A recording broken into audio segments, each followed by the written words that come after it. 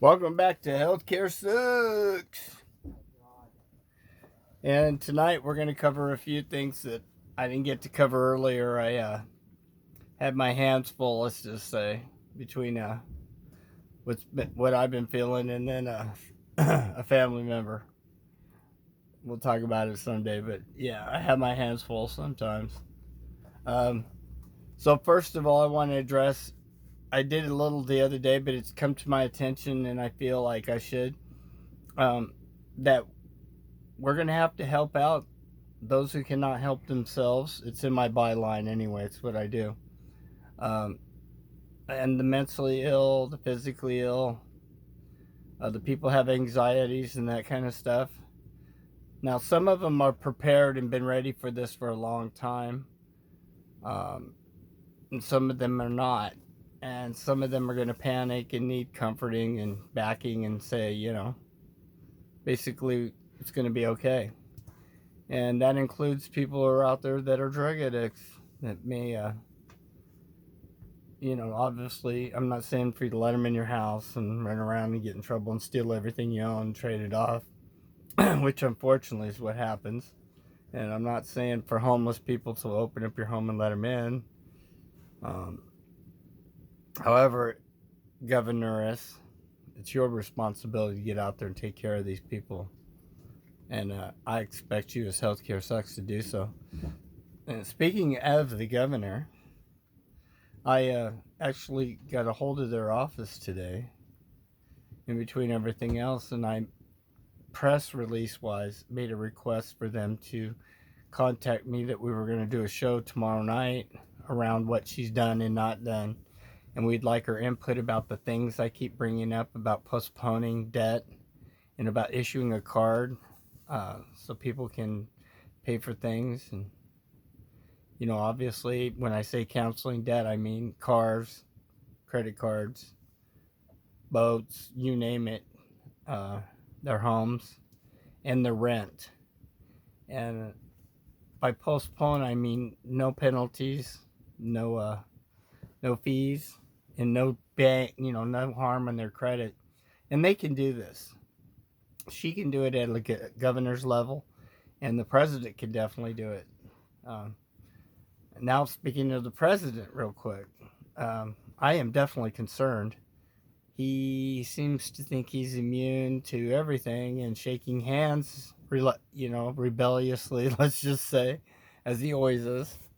And, he's had people around him and he's in denial. And in denial means don't even know it's a lie, for those who don't know what denial is.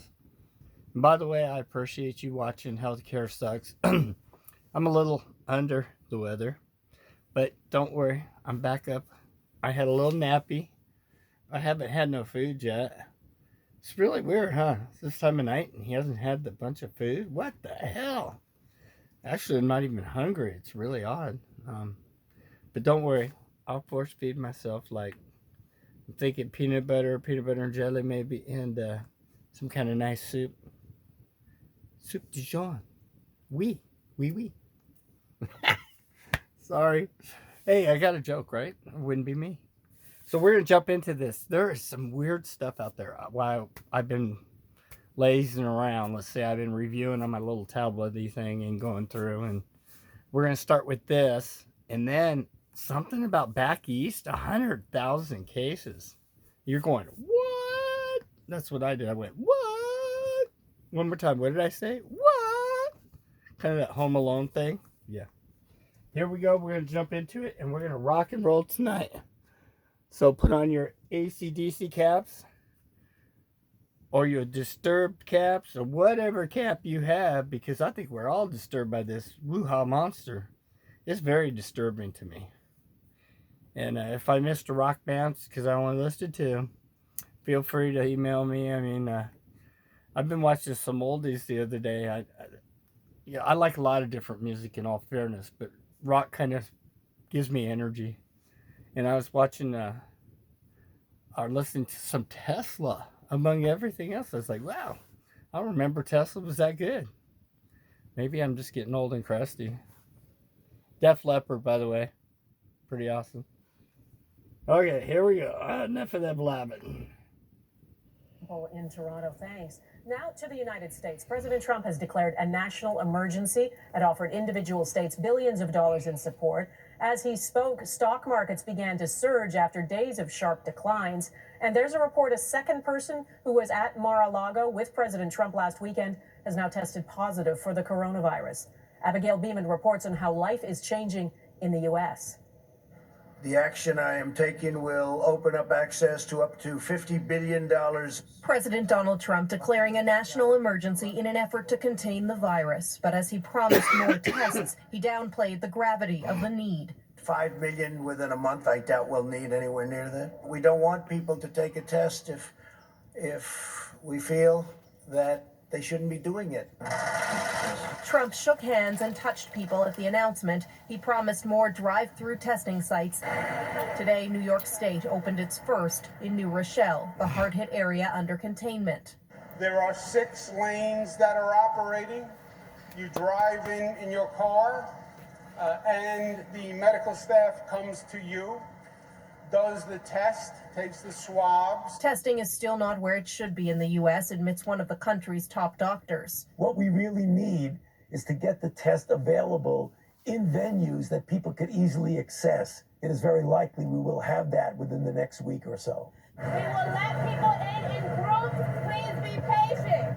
Long lines at this New York grocery store with empty shelves, a regular sight. One example of how daily life in America is changing. We're trying to stay calm. Several states are shutting down all schools. I don't have the option just to take time off, so here they are. Meanwhile, lawmakers have been debating a bill to provide aid, including expanding paid sick days. The 3 most important parts of this bill are testing, testing, testing.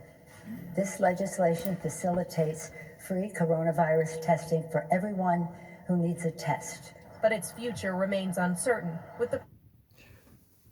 Again, I address you, President T. What about the men and women left behind? I understand even if that gets pushed through, we're not talking about debts being canceled. How are they going to pay for that? Number 2, this one is BS. Not everybody works. Some people are disabled. Some people are self-employed and those kind of things. And for the low income, we're not going to have the money to go out there and buy or have Amazon bring us stuff to the home. Or, again, with that minimum right now, the governor needs to spend $1,000 to $2,000 per home in Oregon. Bam. The president needs to hit up a 10 grand lot. I know it's crazy, but it's true. 10 grand to each family, particularly if you're going to quarantine or you're sick. Like me, now I'm in 7-day. Because technically, once you start certain symptoms now, you're supposed to do a 7-day. So officially, I'm 7-day. Which, if it gets worse, then I'll be 14, obviously. But let's think positive, guys. This is something that'll blow away in less than 7 days. Because you're talking to tough Troy. I'm a tiger. Oh, sorry. I didn't mean to growl at the camera. Anyway. President saying what the House Democrats proposed wasn't enough. Abigail Beeman, Global News, Washington. Experts are looking at Europe to predict what's coming here in a matter of weeks, and it's not good. Today, the WHO declared Europe is now the epicenter of this pandemic. Italy, which had its first outbreak on February 23rd, is now overwhelmed with more than 15,000 cases and over 1,000 people have died. That all happened in just 20 days. Outbreaks in Spain, Germany, and France are also growing exponentially. Just 1 week ago. Okay. Whoa. See that bed? That bed is bad enough. Those little cot things? I don't know about you guys, but I'm old. I got a bad back. I ain't doing the cot thing. No way. When I go camping, if I go camping at all, and it's not a hotel room camping, that's what happens when you get old. That's called senior camping is a hotel or a motorhome or something like that. If I were to go camping in a tent, I'd have to have that thick spongy thing. Yeah. But That little cod things. That ain't happening, man. Ain't happening. Those countries were each reporting a few hundred cases. Now there are more than 4,300 in Spain, 3,100 cases in Germany, and more than 2,800 in France. Doctors in Ireland are warning that country is 14 days. And real quick, we'll watch a lot of TV tonight, trust me. Those numbers, keep this in mind. If you watched one of my videos this morning, Dr. Campbell came out. John Campbell, good guy. Go check him out. Lots of information. He's like, of the doctors, he's like the Dutch sense. Great earthquake detective guy. And Dutch is doing some stuff too. By the way, Dutch, hats off. If I did real hats off, you'd see my cute little bald head. And you'd go, whoa, that guy's got a cute little bald head. Maybe sometime I'll show it to you. Wink. All right. Back to... behind Italy. The worry is that if the spread isn't slowed down through things like shutting down travel and public events, healthcare systems across Europe will be overwhelmed. Crystal Gamansing reports.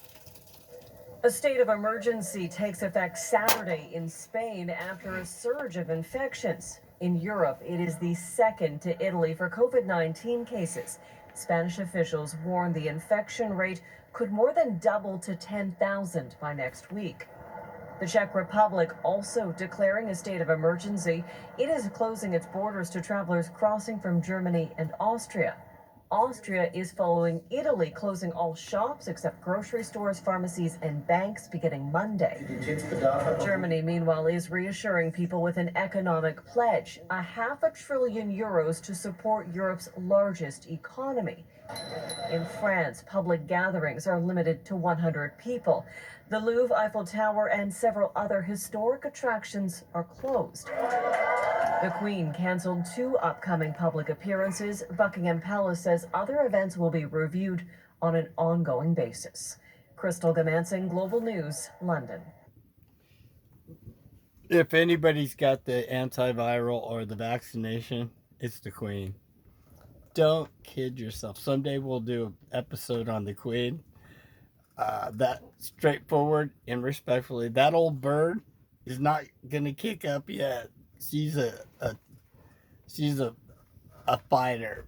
I'm gonna leave it like that. So we're gonna jump over. I want to see if I can find that one for you. We'll come Empty back. shelves, overflowing shopping carts coming up. The pointless panic buying going on across Canada. Is it pointless? I put to you. I don't think so, guys. You may have witnessed scenes like this yourself. There was advice from public health officials to slowly stockpile some essentials in case you need to self-isolate. Some are taking that way too far. There's been panic buying. In some cases, people are buying vast amounts and selling it at a profit. Others are hoarding just in case.